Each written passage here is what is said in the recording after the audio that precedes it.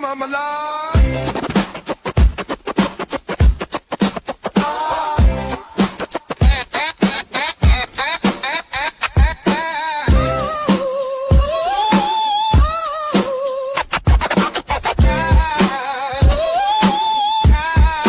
You should be ashamed.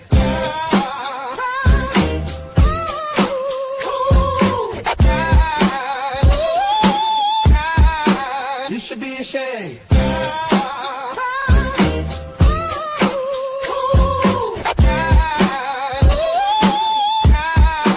You should be ashamed.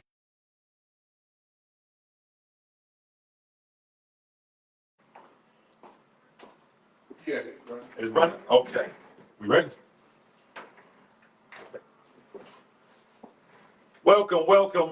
Welcome back, Jackson, Mississippi, and these United States to Make It Make Sense, Jackson. I'm your esteemed and honored host, Tariq Abdul-Tawwab, alongside soon to come are my co-host, aka technology specialist, aka live producer, Keandre Perry, aka Young Mr. Jackson. Shout out Mr. Wilson, our producer, who's traveling, trying to get more information to help us move things forward. But welcome back. It is July the 8th, 2026. And Jackson, Mississippi is at a crossroads. We welcome new listeners, new followers. Shout out to our core followers and listeners that have been there since the beginning. We are approaching a year and a half on air, bringing you Make It Make Sense Jackson, which has been an honor.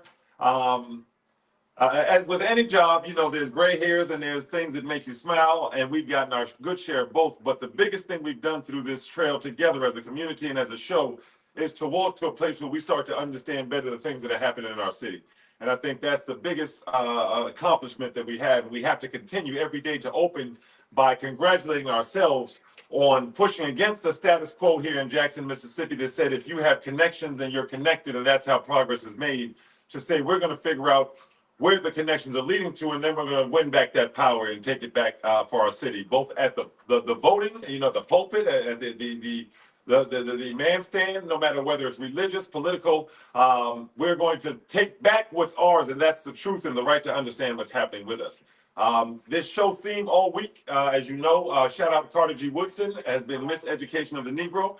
And the actual exact title has been an answer to why we are so hard on our politicians, or on Mayor Horn specifically, the leader of the city. We felt that and why we would be hard on a black man that's trying to make it. And I think this is the second day of us showing you that the reason we're hard on Mayor Horn is because he's hard on the black constituents of Jackson, Mississippi, and he makes it extremely hard for a lot of the folks in West and South, North and Northeast Jackson to make it comfortably and to make any progress, especially in front of things and obstacles that are not were not placed there by themselves.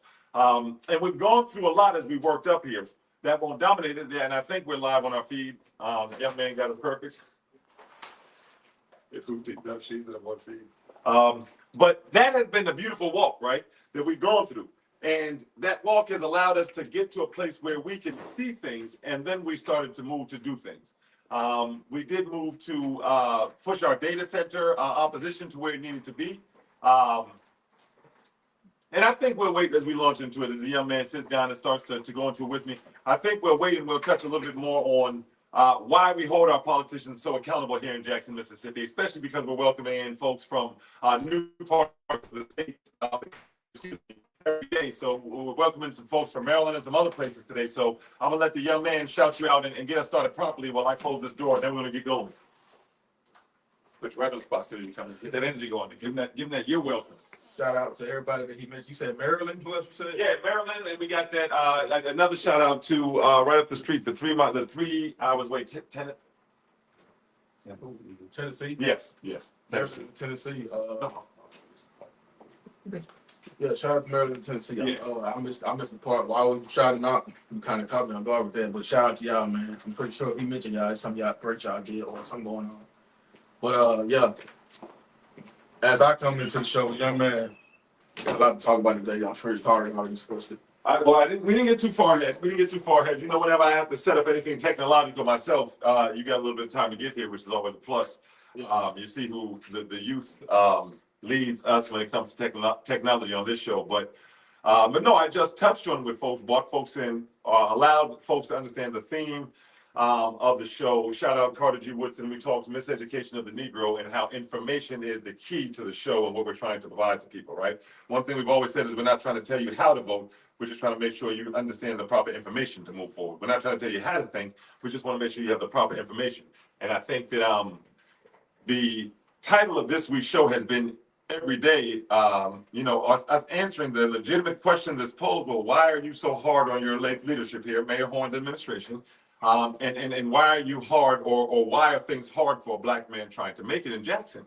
That's an excellent question. And we try to move outside of emotions and answer that question no matter how it's asked to us, right? Mm-hmm. And so all week we've talked about why we're holding Mayor Horn accountable based off of the policies and decisions he's made since 1996, right? We've been very clear on that. There's even a documentary on our page called Two Cities, One Jackson, where it talks about downtown Jackson partners and Mayor Horn signing certain legislation that started this whole trail off.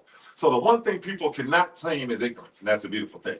If you're a part of our page or if you're listening, you just have to scroll down and you see that when we present something, we don't present it with the feelings of the young man and I. We present it with Northside Sun, with different documentaries that shows you this is indeed what happened. Now, you can feel about what you may at this point, but Mayor Horn did indeed push the legislation that allowed downtown Jackson partners, Fondren, Belhaven, to create a corridor within the city. And it's legal. It just had to be signed on by a black Democrat before the federal government would allow it to come into play in 1996. So we've tried each day to answer that question quite accurately. And again, the answer is going to remain that any of our politicians that make it this hard on African Americans in our city to survive and to move forward, then we certainly are going to outline everything that they do on a regular basis and hope that they change. And that should be the bigger question that we hope starts to come from this. Because I think as we outline more and more why we're unhappy with the Democratic behavior of our mayor that's supposed to be a Democrat that has plantation Democrat tendencies, and at this point just plain far-right Republican associations here in Mississippi. And I'm talking Mayor Horn and the business deals and policies he enters on behalf of the city. I don't care if you're sad about them afterwards and you thought they were your friends once they're done. If you keep doing them, we've got to live with it. And so then we express ourselves constitutionally by saying, I don't like these things that the mayor is doing. I think he should make better decisions on behalf of the 80% of the city, since we are the ones that seem to be forgotten in every decision. Because the other 20% of the city is not forgotten consistently. Even with legislative money, when the Mississippi legislative closed, 80% of the city was once again forgotten. So I think that folks have to understand that, A, when you ask that question, it's fine. Why are you so hard on Mayor Horn? Because he's making it very hard for the majority of Jackson to move forward. Now he's getting involved because a child has been murdered. Now he's getting involved because the mother was murdered. Now he's getting involved because the violence has hit a place where he can't ignore it. That's all you can think if you've been here. Because this is not, let me just leave it there. If you're here and you're watching or you're living through it, the only thing you can think is he can't ignore this because of the news. And if you think that's a facetious statement, it's not. Because the type of violence and pain that folks have been going through in this city, for Mayor Horn not to pop out for a year and a half. And I'm glad that he's finally reaching out to violence interrupters.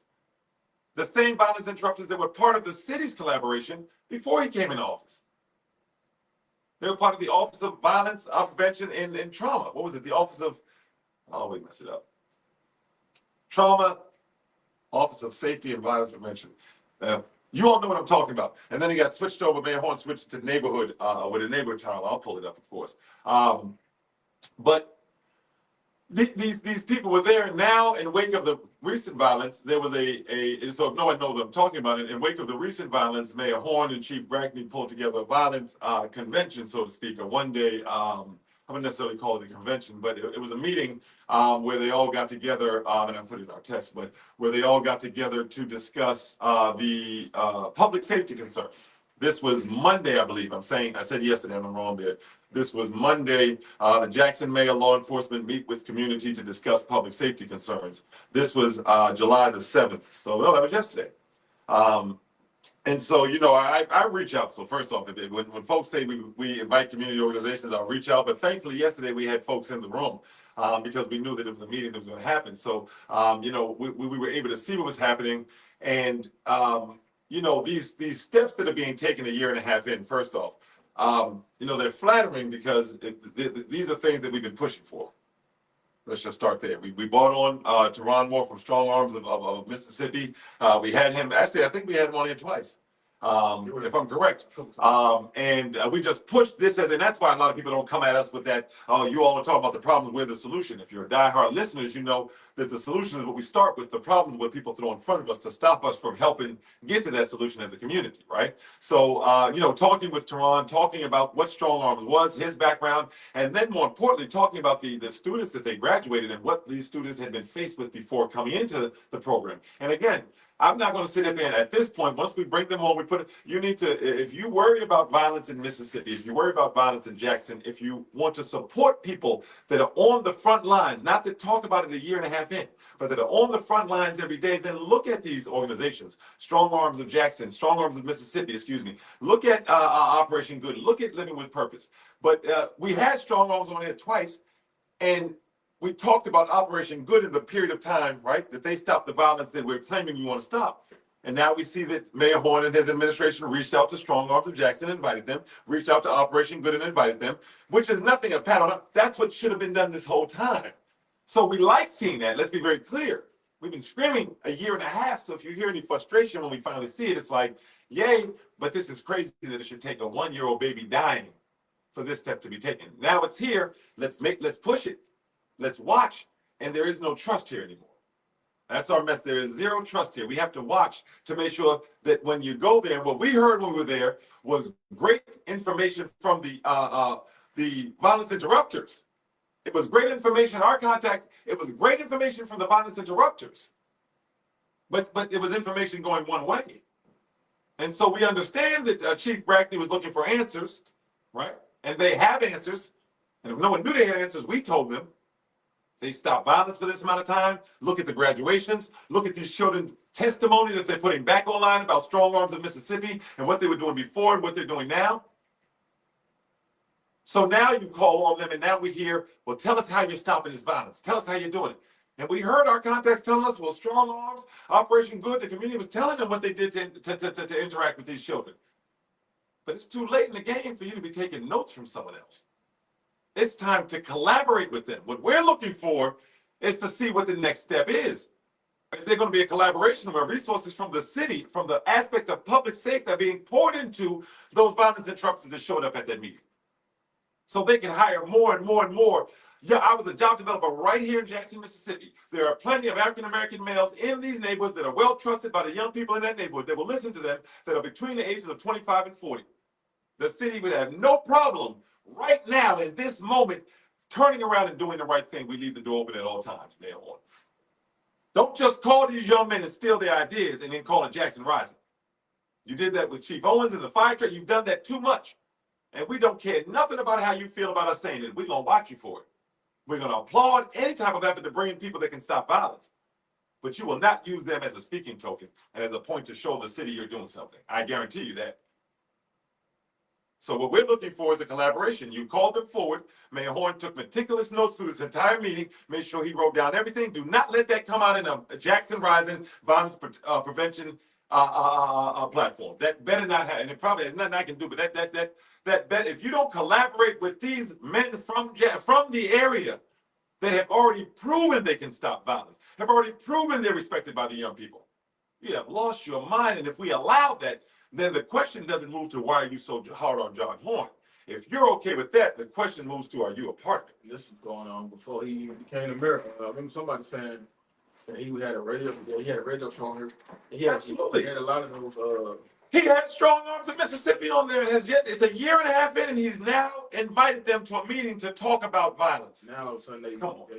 You've been with them, bro. Yeah, now they're useful because the nation has noticed that a 1-year-old has died. And I'm saying, Class Attack, the same thing he did with Chief Willie O.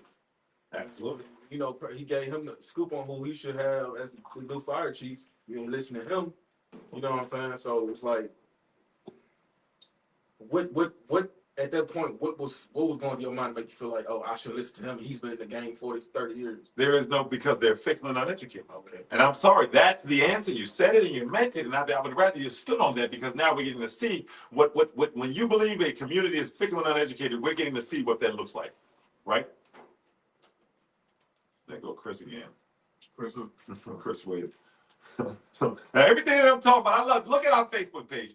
You can't. When I said one of 3 folks that just rotate in and I leave it open. I don't block. I don't stop. So we're talking about Operation Good, Strong Arms of Mississippi. There have been proven 90 days, more than that, of no shooting, no murders, no violence. You got a fella that hops on here, Chris, that said, well, you keep saying he's been in office for a year and a half, which isn't true. It's only, that's what you got out of all of that. Was the math is wrong. Who said he been? You keep saying he's been in office for a year and a half, which isn't true, but only a year since July 2025. Look, What's the other 60? God. He's right, by the way. He's right. My math is horrible. Those are our core listeners. If you've been with us since day one, you're absolutely right. But that's for the. But your colors show so clearly. We're talking about babies dying. He's like, well, 18 minus 6 doesn't equal 12. It equals 12. Got him. That's the same one that said, oh, you didn't like Horn. You like Lamont instead of Horn, huh? Duh. Hello? What do you think we've been talking about for a year and a half? That Horn shouldn't have come in because this is what we're going to do. Y'all are used to them jellyback Negroes. That's why y'all jump on here with your, and then you don't like it. I don't like, man. Come on. We love it. Don't you understand? We stay live. We're not hiding nothing in the shadows. When you got something to say, step up and say it, sir. As a matter of fact, you 601-948-5950. Why don't you tell us the initiatives that Mayor Horn has done while we speak about why we're holding him so accountable? So now let's continue to go through those steps after we've ruffled a few feathers now. So you saw the previous administration, since we want to talk about it, had the Office of what? The Office of Violence Prevention, right?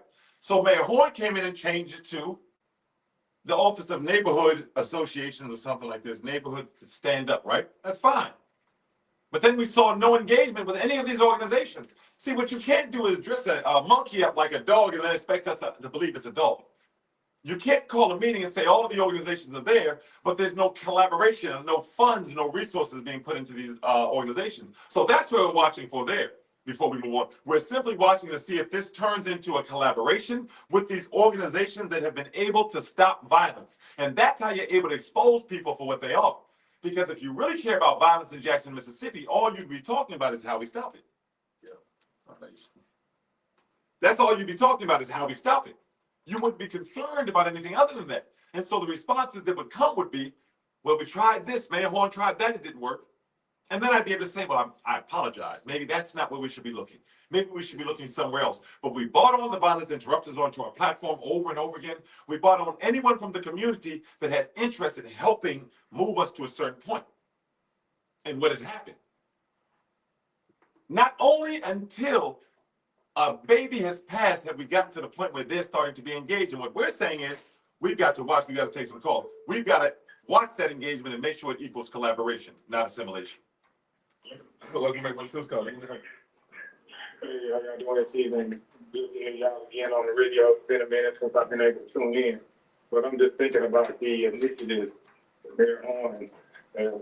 Yes, sir. That are positive for the city of Jackson. Yes, sir. I can't answer that question myself. However, I'm curious about all this money that they said that they had set aside for the parks in Jackson. I don't know if it went to one particular park or if that money is still on hold somewhere, because our parks are looking like garbage compared to some of the surrounding cities. So I'm just curious about that. Maybe y'all know something about the money that they had set aside to go towards these parks. Y'all have any updates on that? I wonder if that got moved when Parks and Recreation got merged, because not only are there no updates, I've seen no discussion at all about there being any funds available since that discussion was surfacing.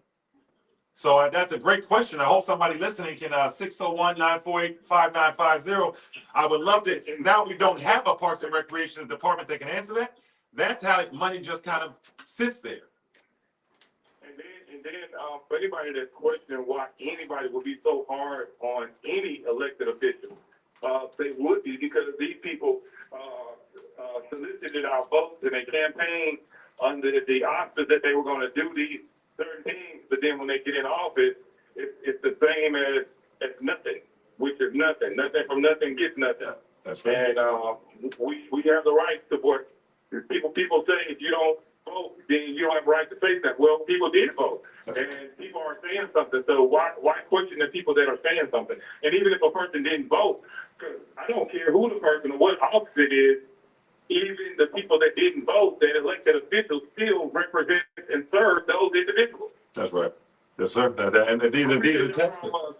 Hey, hang up and continue to listen. Y'all have a good day. Yes, sir. We appreciate you. Just to touch on that before we take another one, yeah, one more. Hang tight. The gentleman's absolutely correct, and let's just unpack that because it's very important that today we take a slow approach to it. Right? What the brother's saying to us is, wait, I'll take that. We're gonna make sense on here. Turn your radio down just a little bit, caller. Hello? Yes, sir. Can you hear us? Yeah, I hear you now. You got a good topic going, and that's a good point. But since you're on the subject of that, I want to mention to you and all your listeners that coming up on July the 13th. Hold on. We done been here before, my brother. I love you. Well, I told you when you call in here, you got to talk about this topic first, man. We got so many people waiting on hold, man. I got a lot of people waiting on hold, brother.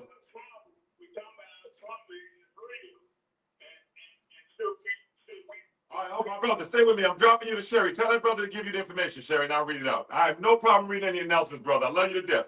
We're going to take the next call, but give that information to Sherry, brother, and we'll read it out. Well, make sense on here.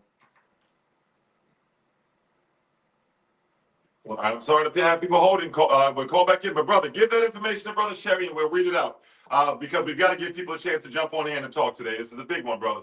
But we always are willing to do that, and we'll post the information on there as long as it's something for our folks. But what we jump back in, this is to the brother's point, and I want to touch on what he just said. These are elected officials we're talking about, right? We're not talking about, so when you see us being confronted and saying, well, why are you talking about Mae Horn? We're not talking about somebody's aunt. We're not talking about somebody's personal life, and that's what you have to understand about Make It Make Sense Jackson. We don't talk about your habits. We don't talk about your relationships. We don't talk about your romantic affairs. In a year and a half that we've been here, not Mae Horn's been in office. He's been in office for about a year. The gentleman was correct.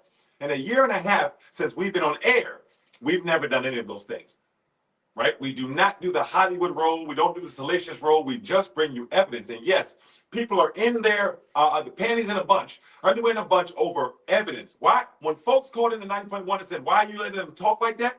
That talk like that was us talking about Dale Danks and the Blue Ribbon Committee and the fact that Ali Shamsuddin let white folks into an all-black convention and the fact that Henry Kursky was going to run, a great civil rights guy, was going to run as the one consolidated black candidate, and then Harvey Johnson ran along and split the vote and gave Kane Diddle the right to do as much as he did to get downtown Jackson partners locked in. So much so that Charles Tisdale sued Kane Diddle, Kane Diddle himself, and the downtown Jackson partners, then called CCI, for stealing money from the city of Jackson and siphoning it.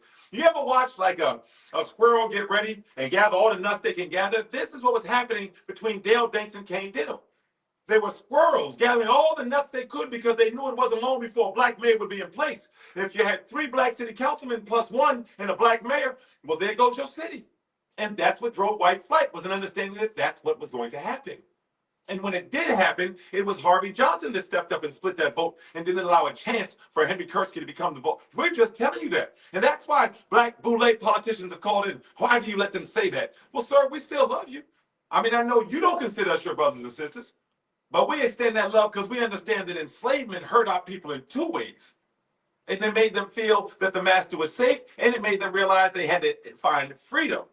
But both sides are offshoots of trauma. So my Boule brothers and sisters are just as traumatized as a young man shooting across the street. There's no different except the Boule holds a lot more power when he or she slips up with that traumatization and makes us all pay for it. That young man generally hits the crowd he's shooting at. That's interpersonal violence. But when you decide to pocket our future, 15 out of every 1,000 babies are dead, and that study's on the back of the Clarion Ledger. That's ugly. Because they died within a year. That's not just a quick movie death, poop, I'm dead. No. A baby that's malnourished that fights through that year and doesn't make it to a year, the mental effects on his mother, on the family, on the community. Do you know how incompetent I felt when my son was born at 19 weeks? And words like incompetent cervix start getting thrown at you and stress, and you're thinking, my God, what did we do wrong? This is a true story. He had surgery on his hernia, more surgery before 7 months than most adults will ever experience. Lost vision to his eye, had to have his cornea reattached, and graduated at the top of his class at Tougaloo as a history major. And you got clowns in the political science department from Tougaloo, Jackson State, Alcorn, and Valley. They ain't got the courage to stand up and say Jackson gentrification is happening and something ugly's going on. I watched that boy fight through archaic English-style instruments as they forced his eyes open and dropped drops in him. And that's nothing like these babies are going through in these streets. But now that one dies, you want to jump up and collaborate. Well, you better make this collaboration real. I'm not hating on a good plan. I'm saying we've seen what you've done before. Jackson Rising now represents, I'm going to take your idea and put it under mine.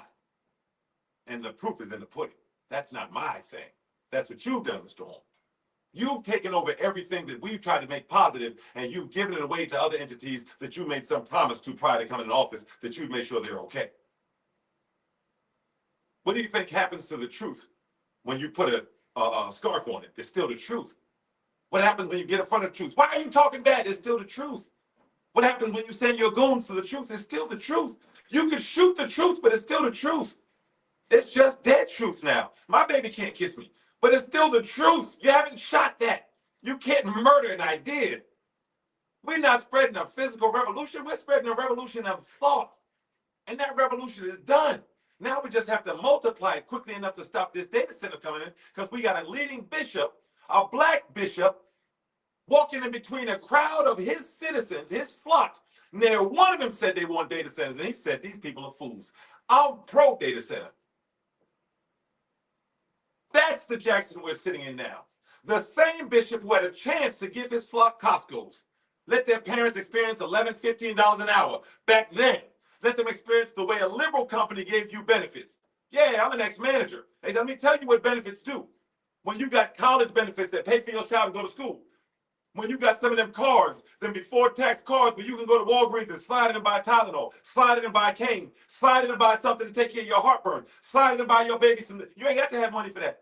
Good benefits take care of a lot. Now you don't have to go to that one doctor that you don't really trust anymore.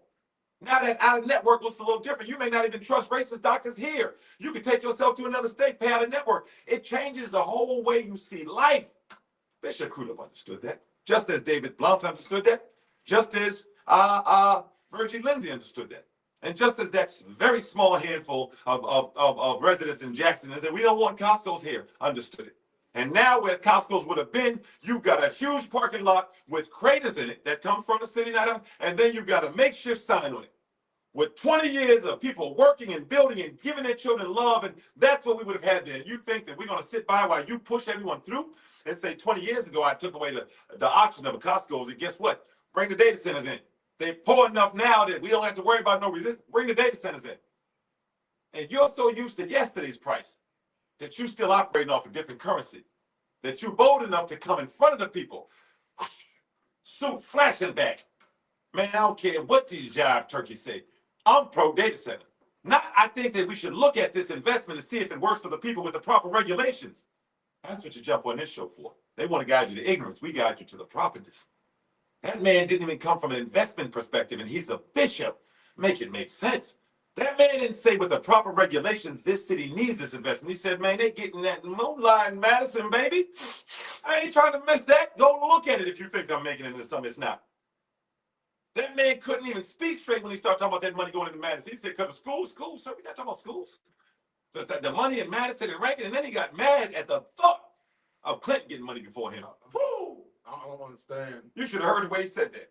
He said, even Clinton get money? Oh, no, sir. Not why Crudup here.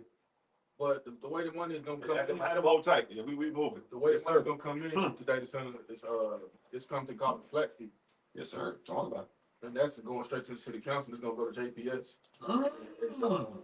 It's a yearly amount they get. So if we had the tax, if we had the sales tax on it instead of the flat fees, the money would be instant. So every time they buy construction. Every time they buy everything to build a data center, the money immediately will hit the accounts. But since because of SB 2001, that's what called flat fee. So I don't understand what money they talking about, because the money going straight to the city council. So let's the money, the flat fee goes directly to the city council that we've been begging to put a moratorium on data centers. We've been begging to say demand the ban, and they will do nothing. They remove, so the money goes directly to them. And so looking at what you're talking about, the flat fee that came around data centers, and people keep saying the cities would get 5 million, 10 million, 12 million. That's not the same as a formal business just opening and paying regular taxes. Yeah. So you're saying that we're not even going to get the money or see the benefits that they're talking about. Yeah. Yeah. And it's like, y'all, I mean, that's why I was saying last time, like, they doing it for that money, but it's like, that ain't even a lot of money. That's right. That's pennies on the, what y'all call it, pennies on the dollar. Yeah, that's the pennies on the dollar. Everybody heard the headline, millions are coming to Jackson, but nobody's looking at the contract. Yeah. Nobody's looking at what the details say, what we're getting for that. So, man, so we down for a little bit of money? Wow. So what taxes were waived to get to that payment? I'm just looking at every question, like who's negotiating that payment? Tina. So, I mean, the 7 members of our city council that forgot that there was to file an appeal to that 12% tax, they're the one negotiating this agreement? Yeah. This is so, and we don't know how long the agreement's locked in. We don't know if the money's restricted to certain uses. How is the city going to use this money they're getting from the data centers? I mean, they're pushing this through on us. Like, is there any, have they given us any guarantee about how they're going to use this money that they're, wow. And then, and the city council even approved the final terms, is Sexton, Robert Island approved those terms. Yeah, they have to approve, and Hyatts County super, what is it, super board? Hyatts County Board of Supervisors. They got to approve too. So you, all those people on there have to approve it also. So we have no idea whether environmental or infrastructure risks are greater than what we're getting because we don't know what we're getting. Yeah. Then whatever we're getting is a flat fee that city council gets directly. And so they're negotiating something that they're going to get to use for their wards. And we've told them to remove, put the moratorium back on the table. This is, Make it make sense. make it make sense, Jackson. Welcome to Make Sense, Jackson. I mean, you on the air. I came in on the tail end of it, buddy. That's all right. You still get a minute. We got about 15 waiting, but you get the first one, brother. Here you go. All right. Where in the hell is the money that they stole from the poor people? Didn't give it back. They put a girl in jail. Well, I heard somebody on a tape recorder on WMPR saying, I'm down with it. I'll be out of office in about a couple of weeks. And then, but I'm down with it. Y'all give me a couple of weeks. Wow. It was on tape. Preach, bro. What about that money that's missing for the poor people, the needy, women and children that they got away with? And I heard the federal government on TV condemning those 3 that just got convicted. What about them other white suckers? And let me say this, I want you to keep going, brother. I actually heard, I want you to keep going. I actually heard that same interview say, and I think that this is when you got to charge news with fraud. They said this is the biggest amount of money stolen in the history of Mississippi. They actually said that in Jackson, in the history of Mississippi, 50,000. The white federal guy actually said that. I said, Jack, you should go to jail for that.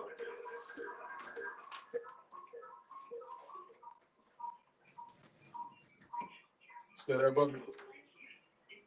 Give us one more thought. We got a few behind you we're going to take. Any more? Give us one more thought, brother. I tell you what goes up? What's coming? Yes, sir. Yes, sir. God said, ain't nothing new under the sun. Yes, sir. Yes, sir. And it will come back around. I'm sorry. It'll come back around. Call back in and turn the volume down a little bit. Oh, let's see the next one. Welcome to Make Sense, call you on the air. Yeah, it's California, man, and the question that we're asking out here is any of the charge going to be passed on to the customers? Any of the, whatever it's costing them to put that data center out there, out here, that's what we're asking, and we haven't got an answer yet. So I'll take the answer off the air. Well, we appreciate you from listening to California, my brother, and we'll take it off of there. But yeah, and I'm going to take one more call, but possibly, let me just say this before we take the call. It just depends on the power infrastructure, because we have a sheet that goes over everything. We studied this before talking to you, and how regulators handle the cost, which is something that the young man was just talking about when he talked about how things are delivered, the money is used. Remember you talking about the moment the contracts start? So to answer that question, the most broad way, we'll take some calls and we'll jump back into it, California, but possibly, because the electric grids that need to serve it really comes into whether or not you're gonna do we need to upgrade the electrical infrastructure now to carry do you get what I'm saying? We don't know the weight of this data center on the electric system, on your water system, on any of these. So in California, for example, in Jackson, sir, we already know that our infrastructure, water infrastructure, can't take anything, because we have $700 million+ sitting there that we're supposed to be using to fix it. So our infrastructure is in bad shape. So the answer really lies in whether more has to be done to support what's about to happen when a data center comes. Welcome to Rachel's call. Let me know. Yes, I got cut off. Oh, turn your radio down just a little bit, caller. Okay, I got it. We supposed to just overlook our press and look at them at depression at the same time. I know they say turn the other cheek, but why should I let you oppress me and then turn the other cheek when we're supposed to be spiritually recognized through Christ, and Christ has no interchange between color or creed? But yet it's still everything we look at is downplayed on us like we're the barrier, the burden, the decent burden on everything that's going on in the city. It's amazing how they want us to serve God, and they teaching us the religious right of God, but Christianity has nothing to do with what they're doing and practicing and putting on hoods and then just driving us blind. Yes, sir. How do we take all this? We've taken it for years. We've been beaten, we've been slashed against, raped, robbed. And I'll tell you why, my brother, because we just don't finish that sentence. And brother, you are so right in everything you just said. The hard part we have is getting to the last statement. Like if I go to a doctor's office and I say, man, this doctor looks like he's gonna hurt me. I don't think the anesthesiologist is licensed. It looks like they're gonna steal my money. The next sentence is, so they're not real doctors. So when you just say everything you said, the next sentence has to be, so they can't be men of God. The same way I said, this is me saying, I'm not putting this on you, brother, but the same way I'll say that a bishop, just like any man, just like a pastor, that walks into a room and says, like Bishop Kudov said, I'm pro data centers no matter the harm, because he didn't mention the harm it could bring to his flock. When that happens, then we just have to feel comfortable saying, well, that's not a godly move. But we're afraid to say that. If my man comes in and says, hey, we're going to be part of Mayor Horn's collaboration, even though we know he hasn't done right, it's up to me to say, that's not a move that I would support. But we got to say that last part and move them out the way, brother. What's wrong with you leading the sermon? All these good people we bump into every day, we got to stop pretending good people don't exist. We're just allowing good people to sit on top, my brother. Definite agree. Definite agree. And you're staying on the show like you're doing, no matter who's threatening, no matter who's standing. I'm standing with you. That's all I need, my brother. I'm fanning little hand. I ain't need but two of us. Appreciate you, my brother. We're gonna make sense call Leo, man. Yes, sir. I'm a brother that's sick 56 years now, born and raised on the north side of Grayson.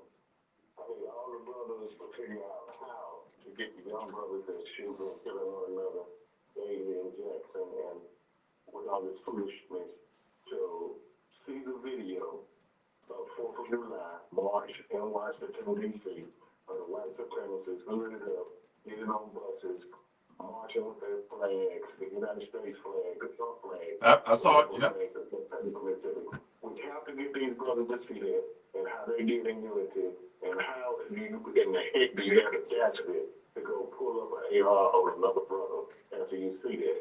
That's the first thing. And the second thing is, why has Mayor Horn administration given Judge Jim Hardwick a termination letter?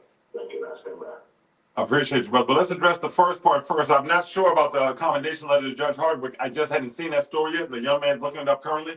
Let's look at the bigger part, which is the first thing you said. And I wish you had stayed on the line with me for a moment, because I think that we're all part of the problem in a sense, right? Because when you try to work to a solution, like if I'm in my household and I say we're over budget, we're all part of the problem somewhere. So that's the way I'm saying that, right? If me and KP are both spending, we're all part. All right, so what do you spend that you can't spend anymore, KP? Oh, man, Tar, I got my video game subscription. What about you, Tar? I got my coffee, right? We can cut it down. So we're all part of the problem. But right there, what you did, brother, unintentionally, was you punched down a little bit. You went in the right direction of accountability, but it's so easy to hit that uppercut under the groin. It's just easy because you know you can hit it every time. And when you're trying to help, like you were generally trying to do, then you take that easy punch sometimes. But you went to the brother pulling the AK out. You started out right, talking about the white supremacists marching in D.C. with the flags covering their face. These are police officers. Some of them could be politicians. You on the right path. But then you reach down into the children with the AKs. And they do have AKs. Nobody's saying they don't. But you reach down to the children, and that's the problem. We've got to be men. I know it hurts sometimes to stand up with that weight on your shoulder. Society, your kids are this, your kids are that. I know that gets hard, but just mess with some folks like us. We'll help you get some shoulder pads built in, you know? Stop punching on these babies. You started out the right way. Now, before you get to that AK, you got to ask yourself, We just talked about strong arms in Mississippi. We're a fluid, living show. We don't ignore the things we just talked about. We talk about Operation Good, strong arms in Mississippi. You talking about how do we get these young brothers to stop? And we're saying we got them to stop, we the community, them. Why aren't your leaders supporting them? And instead of you reaching out to Horn into the city council and saying, you better collaborate with Strong Arms, you better collaborate with Operation Good, you better collaborate with Live with Purpose, you better collaborate with these groups. Instead, we're saying, why are the young people picking up AKs? Well, I mean, the young people are picking up AKs, and we're going to work through this, the same reason most people with gun license carry their guns when they come into Jackson. You don't want to get to the root of it because that's where the real soil lays. They carry the gun the same reason anyone else carries a gun. That's what you got to assume. Because if you're not, there's something wrong with you that's criminalizing your children before they've done anything. You've got to assume they're carrying it that same reason. Now we look around and we see zero opportunity. We see no opportunity. I heard somebody, Vernon Hartley said on his radio show today, if you see something, say something, guys. You got to do this. He said Jackson, he had these young people on his show. It was an amazing show with the young people. But he ain't telling young people he voted to remove the moratorium on the data ban. He ain't telling young 13-year-old entrepreneurs that, or their mommy and daddy. Hey, I'm Mr. Harley. I voted to remove the moratorium on the, it could hurt your children later. It could turn into a cancer. Well, other South Haven's telling us don't do it. Clinton saying watch out. But I did that. Now let's come find out how your children are going to sell whatever they can sell at the time they may or may not have left, since I, Vernon Hartley, have voted to table the moratorium.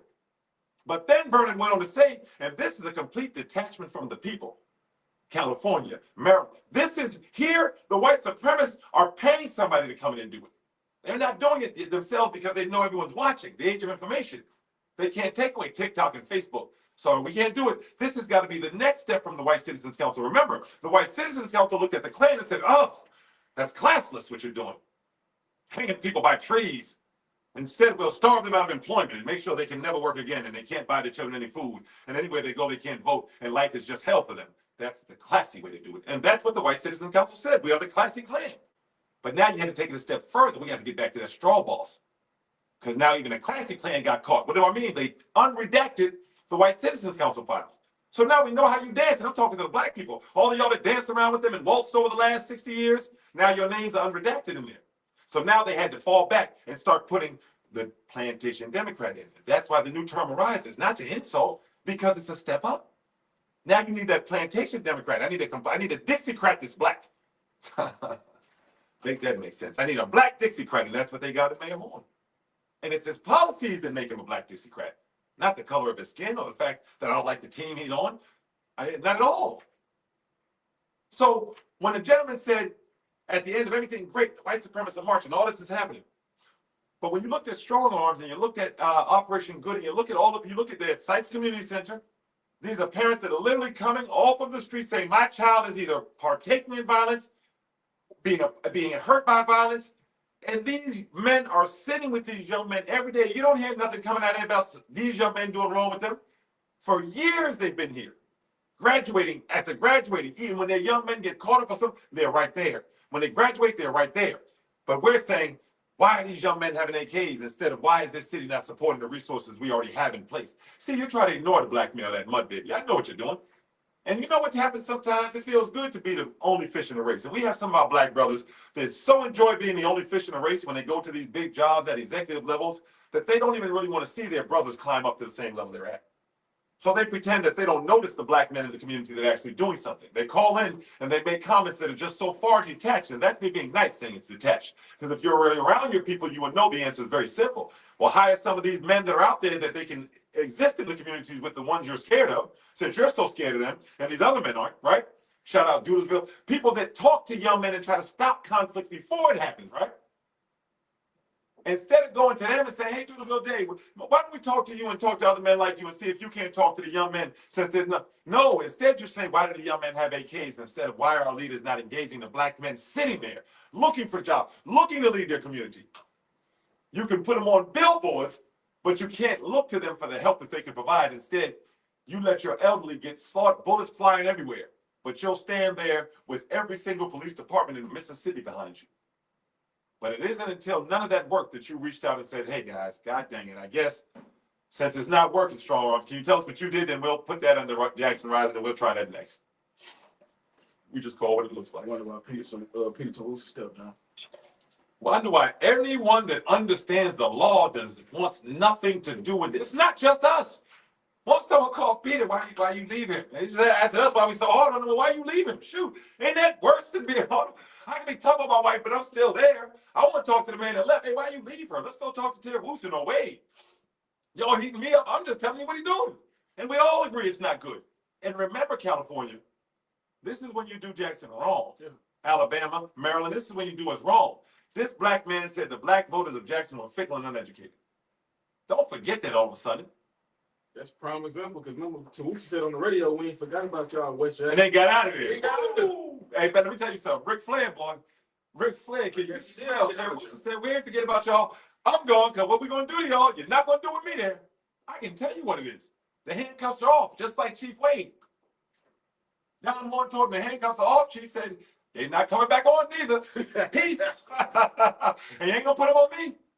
I'm not about, because Mayor Horn, this administration, whatever you do, like the brother said that came on the line, everything must come back to light. Bishop Crudup, all of this is going to come back to light. You on a run right now, hurting Jackson, Bishop Crudup. You've been on a run, not to mention that $250,000 in development money that was supposed to stimulate the community, and folks are mad about that not stimulating anything except personal interest. And you brag about sitting on downtown Jackson Park and having worked for the Development Authority as you worked against developing Jackson up. I mean, then this is the killer part. And I'm going to say this. You had the nerve to imply people don't love Jackson because they're not welcoming the sharks like Gabriel Prado, Robert Island and Sexum, and other people that have no connection to this community from bringing data centers in. Boy, I hope you pray to God about this. And I'm going to talk to you like a brother. I know you can tell me I'm not your brother too, but I'm going to talk to you like a brother till that happens. Stop what you're doing. Go to church and pray on what you just did in City Hall yesterday. And you didn't even pretend to care about the people, Bishop Crudup. You went directly to that moolah. I mean, listen, Madison getting all that money, Richard Clinton getting all that. Clinton? Y'all have to go. Clinton? He said it with a little. This money mine. And then you got the nerve to jump to the internet. And I'm going to say it that way, the internet.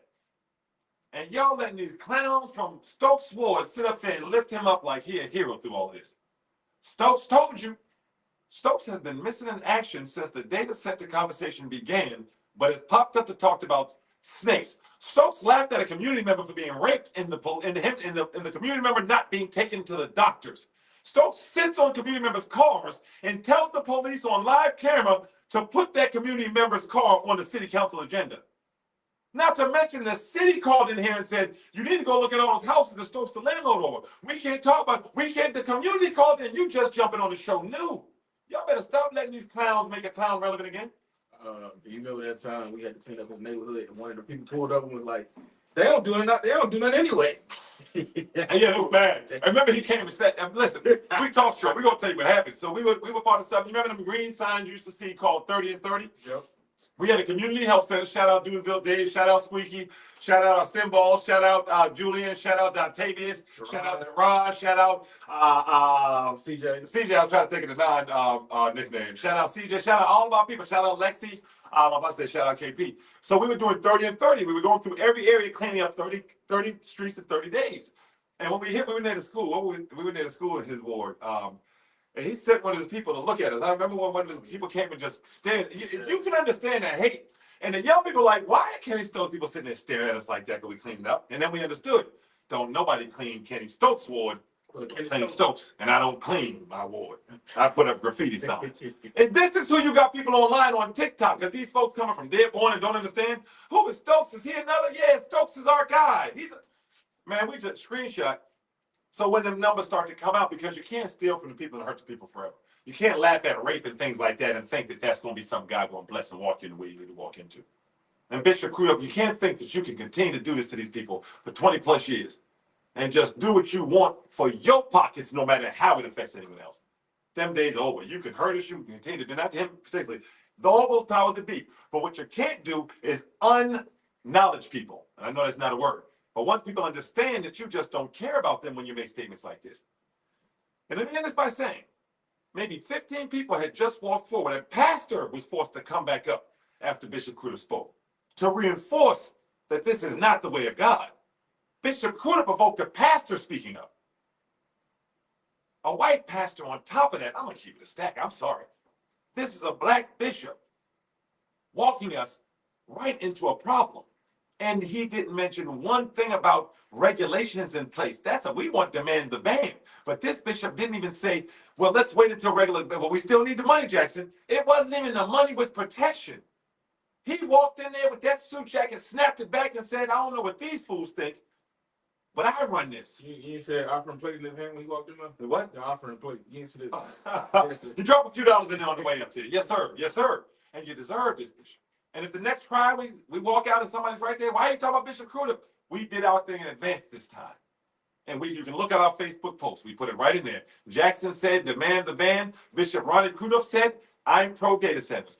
Mississippi to Massachusetts to New York to Carolinas to Maryland to California.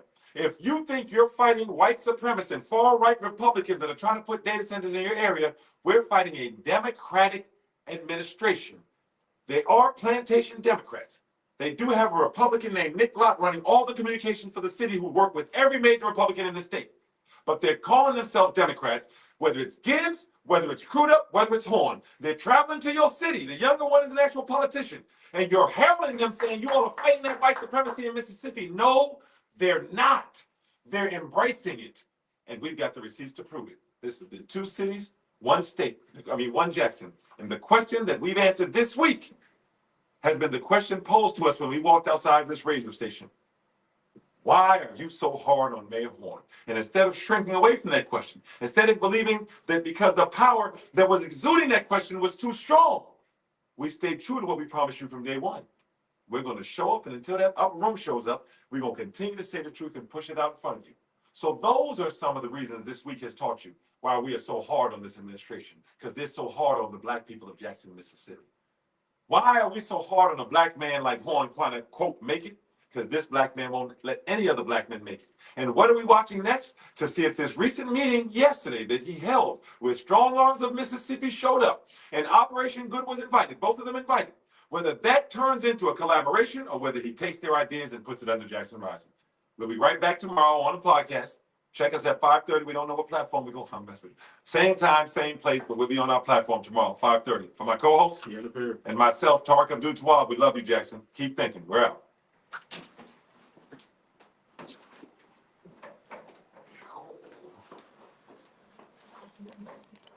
We stay out.